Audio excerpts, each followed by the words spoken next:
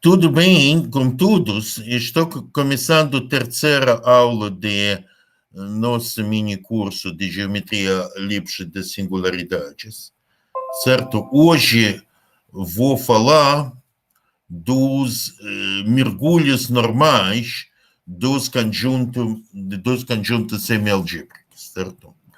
Esta é uma coisa bastante tipo moderna, porque recentemente várias pessoas estão começando a trabalhar sobre isso em vários lugares no mundo, inclusive que tem gente de Inglaterra, tem gente de Polônia, tem gente de Suíça, e sempre meus amigos de França, de Estados Unidos, que é a professora Anne Pichon, sempre está participando deste assunto. Então, realmente, este assunto de mergulhos normais, que eu acho que já mencionei nas palestras anteriores, mas quando a gente está trabalhando com conjuntos semialgébricos, ou como geometria Lipschitz dos conjuntos semialgébricos, a gente sempre tem várias métricas naturais ligadas com conjuntos semialgébricos. Então, a métrica natural, primeira, é métrica de comprimento, e ela é métrica inner, a métrica intrínseca, falando em português, a métrica intrínseca que você pega um conjunto semialgébrico conexo e você pega comprimento o ínfimo das todos os comprimentos de todos os arcos ligando qualquer dois pontos, certo? Então, esta métrica é chamada métrica inner, ou métrica de comprimento, tá certo? E esta métrica é muito importante. Mas, então, funciona assim: você tem conjunto, você pega aqueles arcos ligando os pares dos pontos do conjunto, então, e você está calculando o comprimento minimal deste arco. De fato, como se vocês olham aqueles livros de geometria métrica, vocês podem ver que quando você tem bastante regularidade no conjunto, esta métrica de comprimento também satisfaz a famosa teorema de Hopf-Rinow, certo? Então, esta métrica é bastante boa. Porque você pode falar, e você não pode falar, por exemplo, quando você tem conjunto semialgébrico com singularidades, você não pode falar de geodésicas, certo? Mas se fosse, se nosso conjunto é realmente uma variedade, conjunto sólido, esta métrica é ninguém mais, ninguém menos que a métrica geodésica, certo? Então, a gente tem aquela métrica inner, e você tem métrica outer, porque a métrica outer, ou métrica induzida do espaço de ambiente onde nosso conjunto mora. Então, esta métrica é métrica outer, que está ligando dois pontos, que está calculando o comprimento de um segmento ligando dois pontos. Então, você tem duas métricas naturais, métrica inner e métrica outer. Então, o conjunto é chamado normalmente mergulhado, ou chamado LNE, que hoje em dia em inglês a gente diz Lipschitz Normally Embedded. Significa que assim, que conjunto é normalmente mergulhado, e significa que existe um número K maior do que zero, tal que para tudo x1, x2, mx, você tem que métrica intrínseca é menor do que K vezes, menor ou igual de K vezes métrica outer. Certo? Com certeza você tem métrica intrínseca é menor, sempre menor do que de métrica outer, certo? Porque em outro lado, porque métrica outer é métrica geodésica, ou métrica tipo distância de segmento de reta que existe no espaço ambiente, certo? Então, exemplo clássico, que é basicamente o primeiro exemplo onde aparece aquele fenômeno não ser normalmente mergulhado, este exemplo é cúspide, x elevado a 2 igual a y elevado a 3, que é conjunto que não é normalmente mergulhado, certo? Cúspide, que primeiramente que quando você que esse fato não ser normalmente mergulhado é bem ligado com aquela propriedade de ter singularidades, certo? Outra coisa que mas quando você tem singularidades não significa que você não é normalmente mergulhado, que um exemplo clássico é uma corneta. Quando você tem uma corneta e ninguém mais, ninguém menos que a superfície de revolução de um cúspide. Certo? Então você pega um cúspide de exemplo anterior, faça revolução, e a superfície de revolução, aqui tem realmente uma equação, esta superfície de revolução é chamada uma corneta. Mas, de fato, a corneta é normalmente mergulhada. Outro exemplo, quando você tem algo tipo, aqui você tem uma corneta, mas você tem um tipo de comportamento assim, que você está andando mais rápido e você está e tipo assim, você tem uma distância mais menor, que é parecida com corneta, mas não é, certo? Mas não é uma corneta.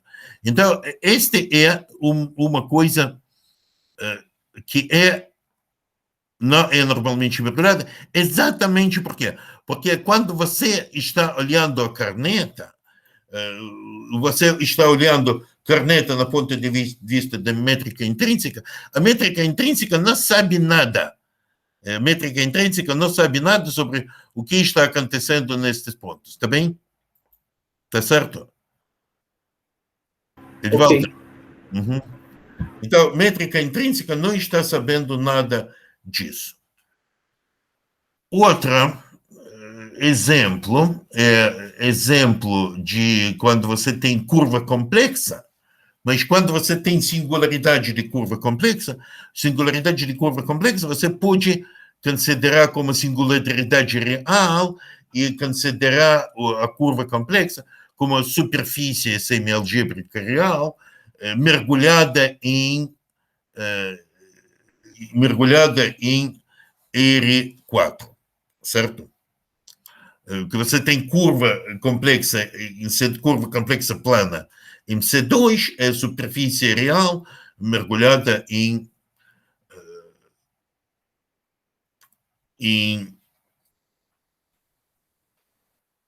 mergulhada em R4 no lugar de C2. Então, você tem exemplo aqui, x elevado a 3 igual a y elevado a 2. Outro exemplo que é quando você tem decomposição de Poisson. Quando você tem decomposição de Poisson, você tem, por exemplo, x igual a 1 y elevado a beta, mas a 2 elevado a y elevado a beta 1, tará. Então você tem uma decomposição de Poisson, mas esta coisa nunca é normalmente mergulhada, certo? E teorema de Fernandes, que está dizendo o seguinte, que germe de curva complexa é normalmente mergulhada, de fato eu esqueci de dizer que você tem que ter curva complexa, mas curva complexa irredutível. Irredutível. Eu vou corrigir aqui. Irredutível.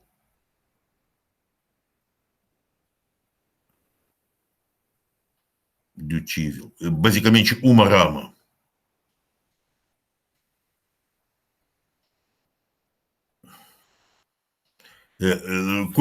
Germe de curva complexa irredutível é normalmente mergulhada se essa mente sei que a curva está atualmente suave. Então, quando você tem dois. De fato, se a curva não é irredutível, ela também pode ser normalmente mergulhada. Quando você tem, por exemplo, interseção transversal de duas curvas. Também? Está certo o que está dizendo? Alô? Ok. Uhum.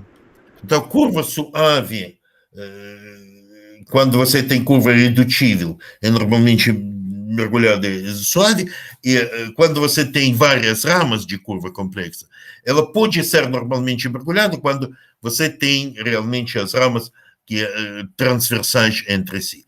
Então, de fato, esse é só o único caso quando curva complexa é normalmente mergulhada. Tá bem?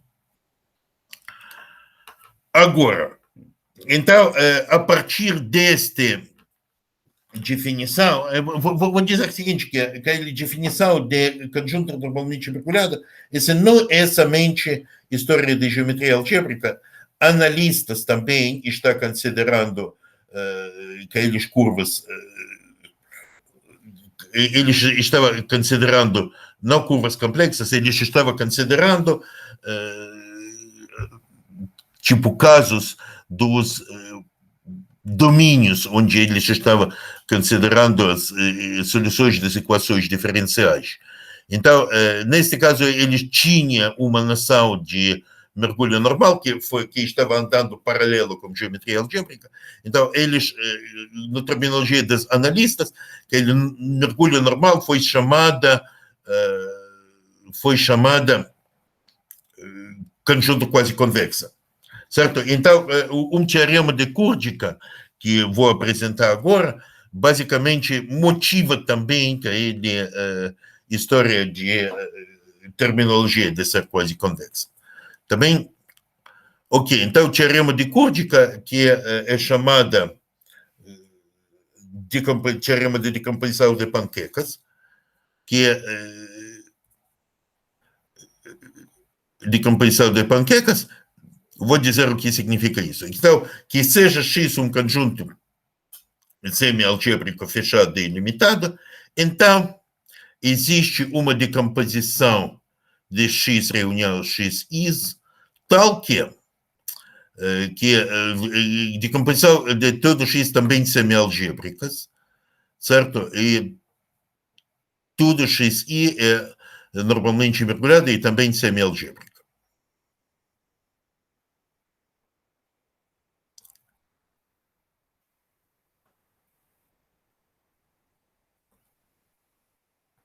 Então, você pode decompor aquele conjunto X em pedaços semi-algébricos que eles são normalmente mergulhados. E também você pode provar o seguinte, que dimensão de interseção de dois conjuntos é menor de mínimo de dimensões, de mínimo das dimensões. Então, esta é uma coisa análoga, de decomposição de um polígono para polígonos convexos. Tá certo?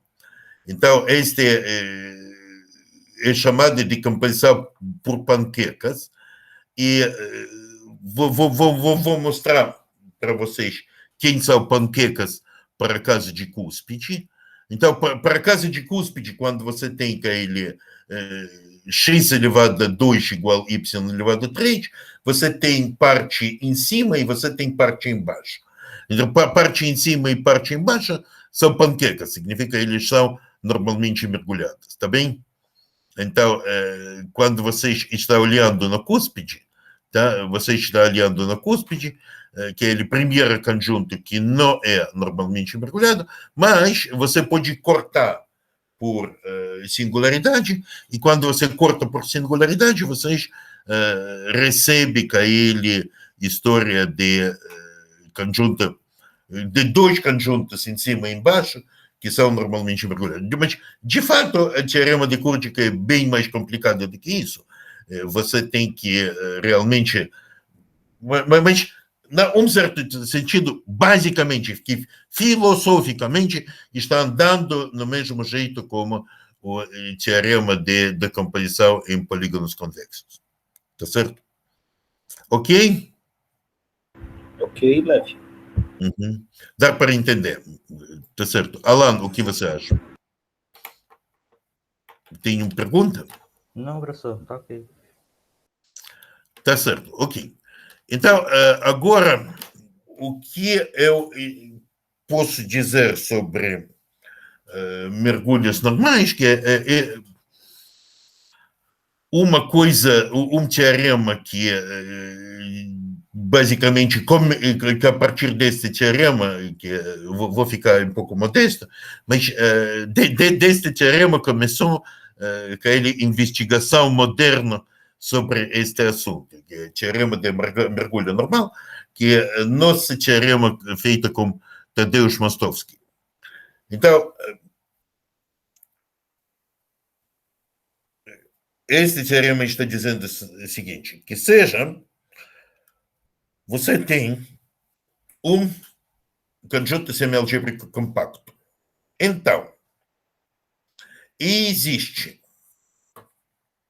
outro conjunto semialgébrico, então X que mora em Rn, existe outra X que mora em Rn, tal que ele equivalente a Bi-Lipschitz, a nossa X, respeita a métrica intrínseca.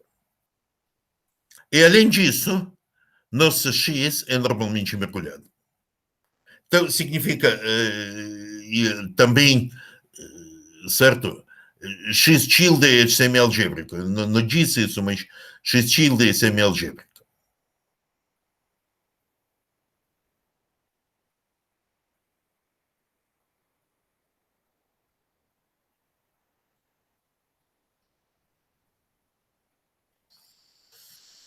Então, conjunto X tilde é semialgébrico.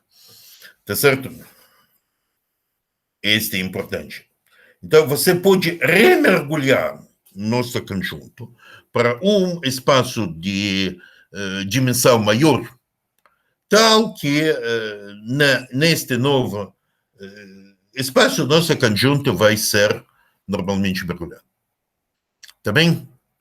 E tem uma outra teorema bem recente, que eu provei com Alexandre Fernandes e Zbigniew Jelonik, dizendo o seguinte, que quando você, que quem é M? Que M de fato pode ser igual 2K mais 1, onde K é a dimensão do X. Então, num certo sentido, a gente mostrou um análogo de teorema de Whitney, de mergulho de Whitney, que Whitney está dizendo que quando você tem uma variedade compacta, então você pode mergulhar em R2K mais 1. Esse é mesmo que a gente está fazendo no caso dos conjuntos semialgébricos. Então, uma observação que estou querendo dizer, que estou querendo fazer é o seguinte, que o que acontece no mundo semialgébrico, que quando você está olhando a métrica intrínseca e você está olhando a métrica outer. Num certo sentido, se você olha assim, a métrica outer é mais difícil do que a métrica intrínseca, porque quando você está fazendo geometria elíptica, você vai ver que o número de classes de equivalência de respeito à métrica outer é bem maior do que o número de classes de equivalência respeito à métrica intrínseca, certo? Vocês olham aquela aula anterior sobre curvas, certo? E vocês podem ver que no nosso livro com o professor Edivaldo Tercenha, que está dizendo que você tem uma certa seção desta curva, desculpe, seção deste livro, aliando, que basicamente é dedicada de classificação intrínseca, Mas se você vai para a classificação com métrica outer, aparece que é muito mais complicado. Vou falar na próxima aula sobre isso.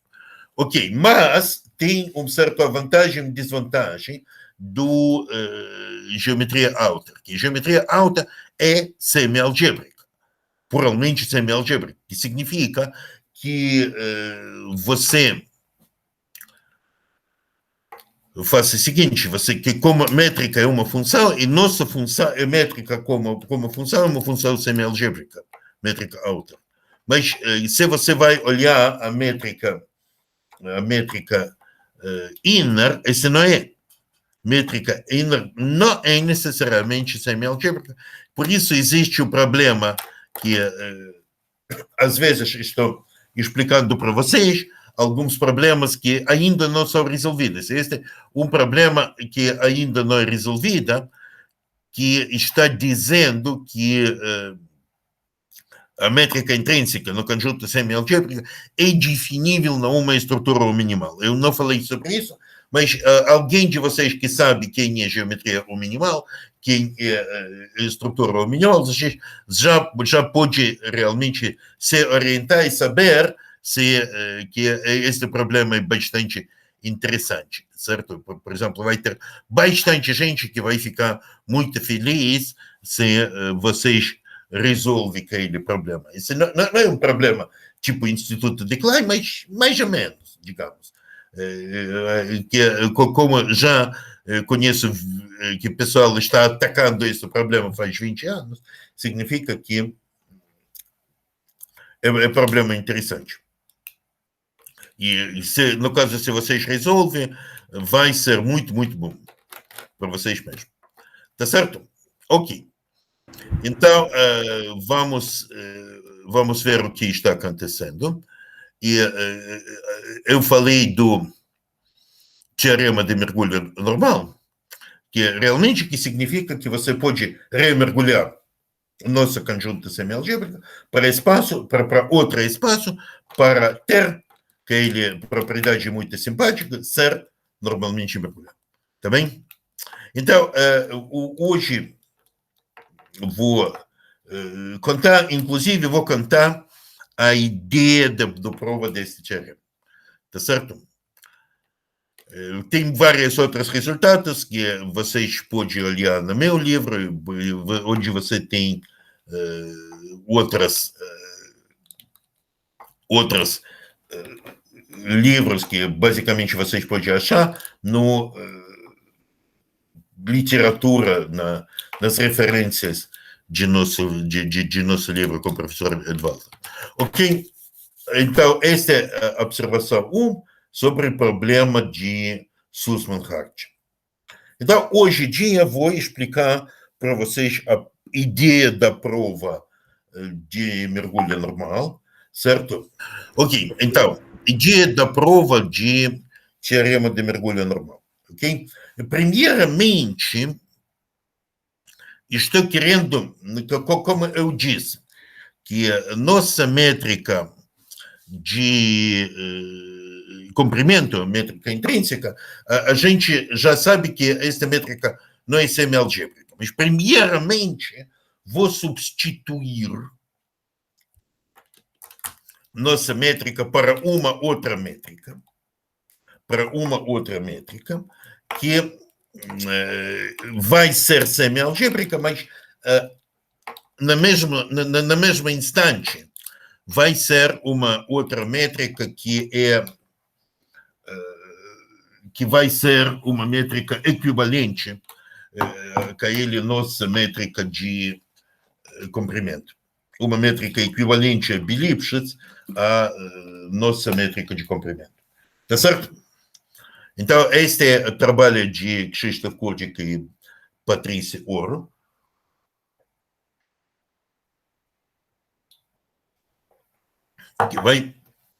Esta é uma métrica chamada métrica de panquecas.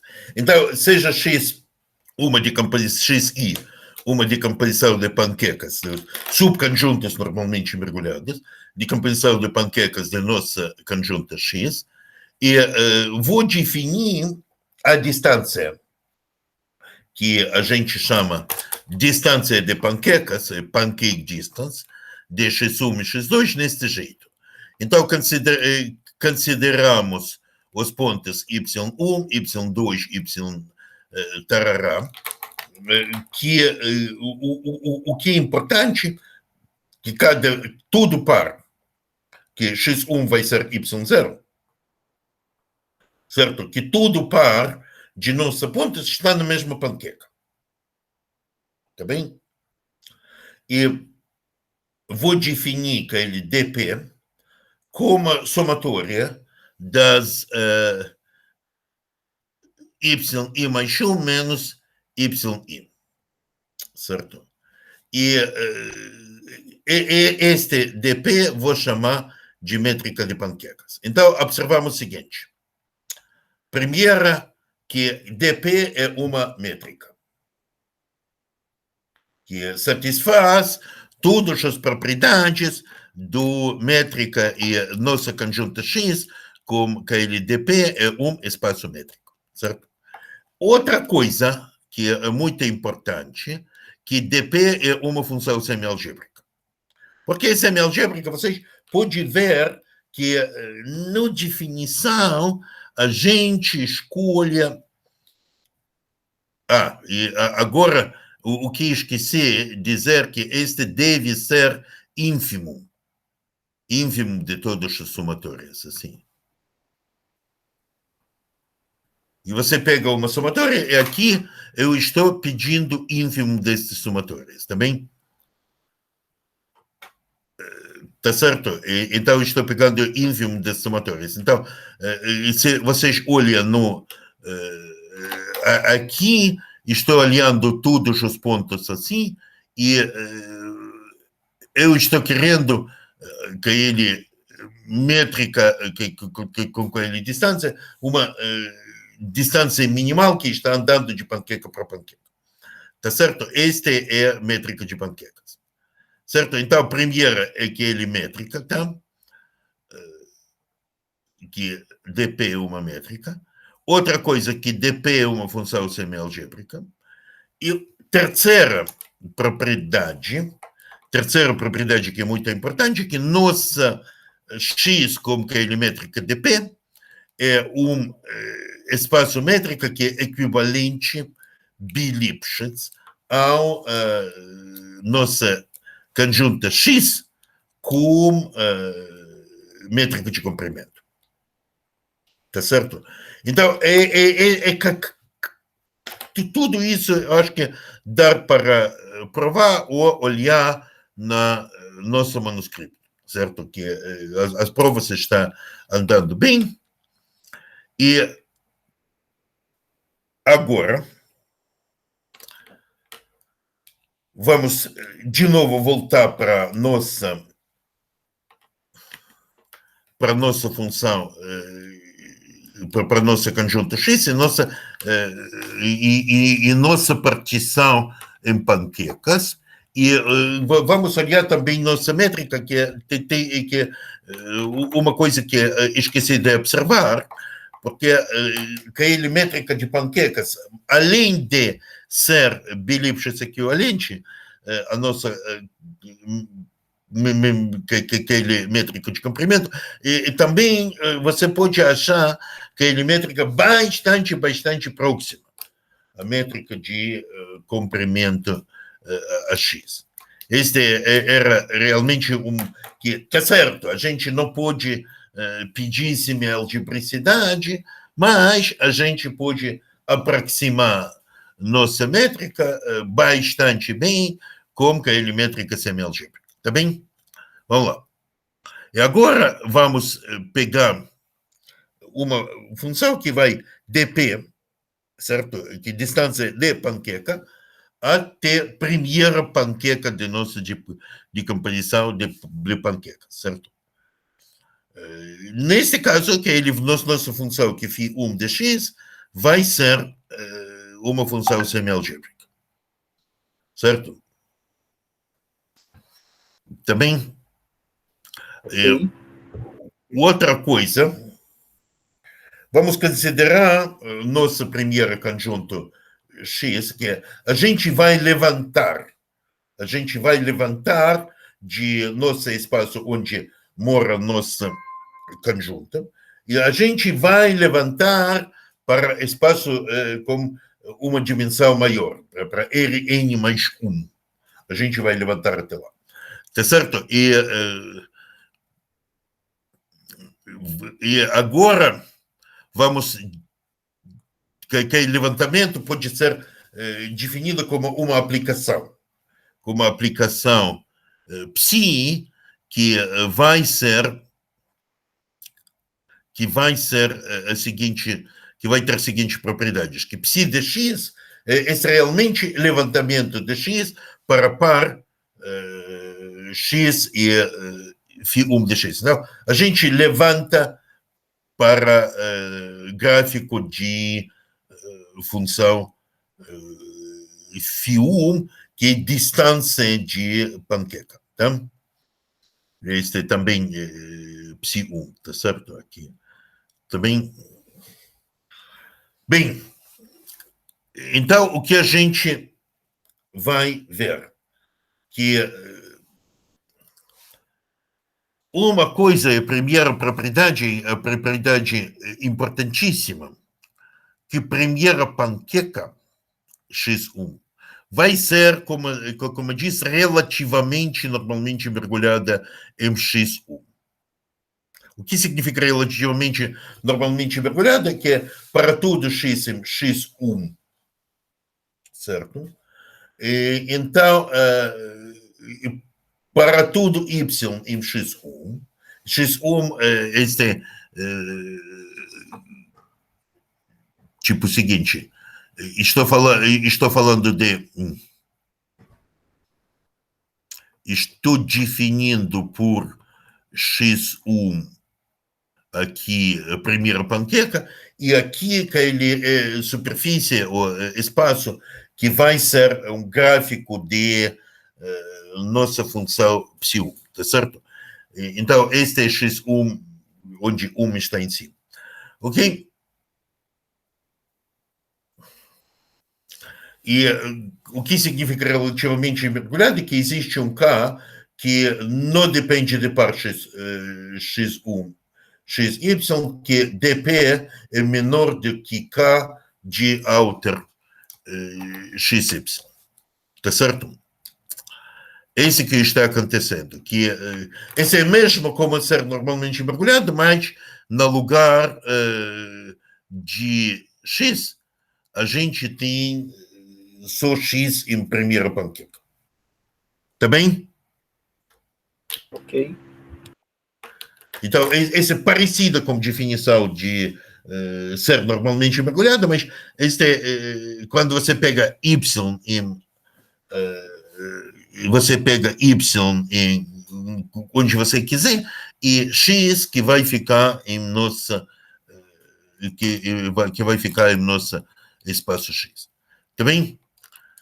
Então, outra interessante que nossa aplicação psi1 é uma coisa que eu chamei panqueicomorfismo. Panqueicomorfismo, que é tipo, não é sério, mas panqueicomorfismo é coisa que está, uma aplicação que está enviando panquecas para panquecas. Tá bem? Alô? Bacana, Leve, tranquilo. Certo. Então, estou cada vez levantando as panquecas da nossa decomposição para uma outra decomposição, para decomposição de panquecas de x1, de gráfico de função φ1. Tá bem? Vamos lá. Então, este significa que panquecomorfismo é um rapaz que está mandando panquecas para panquecas. Vamos lá.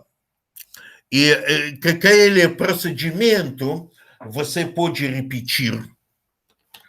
Aquele procedimento vocês podem repetir.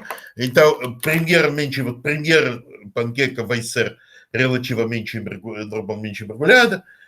Quando você repete isso com a segunda panqueca, ou de fato com imagem da segunda panqueca por nossa aplicação psi1, depois você pega com imagem, de terceira panqueca, então você vai iterar, mas bastante olhar o que está acontecendo na primeira etapa, antes de receber realmente a situação final. Então, cada panqueca vai ser relativamente normalmente mergulhada e pronto.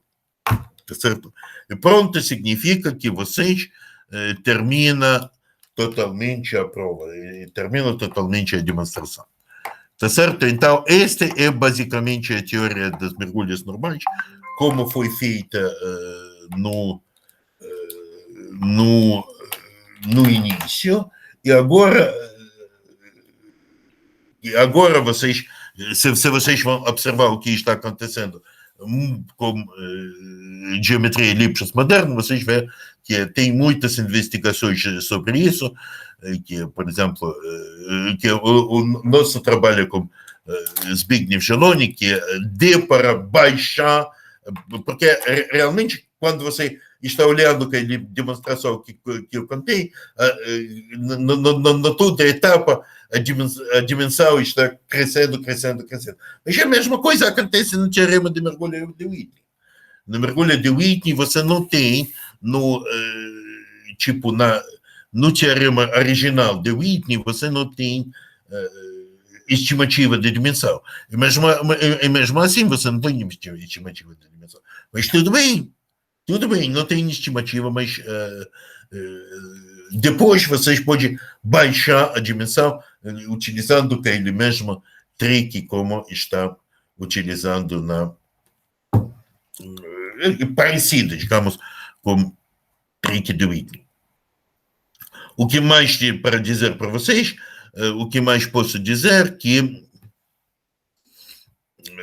tem várias histórias de geometria de Lipschitz, especialmente para superfícies complexas, que foi bastante desenvolvida, e eu acredito que uma vez vou dar aquele curso sobre superfícies complexas, mas até agora, realmente, para aprender o que está acontecendo, é muito, muito importante saber quais são, se eles são normalmente mergulhados ou não. Tá certo? Ok, pessoal. Bacana. Ok, aqui segunda aula e espera a terceira. Tá certo? Até a próxima.